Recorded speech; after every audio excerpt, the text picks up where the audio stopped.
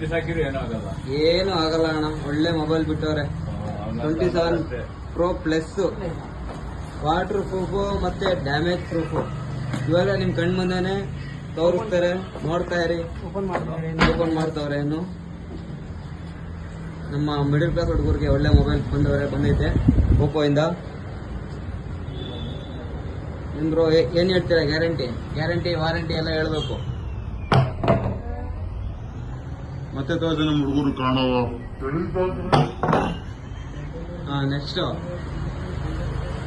ಎಲ್ಲ ವರ್ಕ್ ಆಗ್ತೈತೆ, ಏನು ಹ್ಯಾಂಗ್ ಆಗಲ್ಲ, ಸ್ಲೋನು ಆಗಲ್ಲ.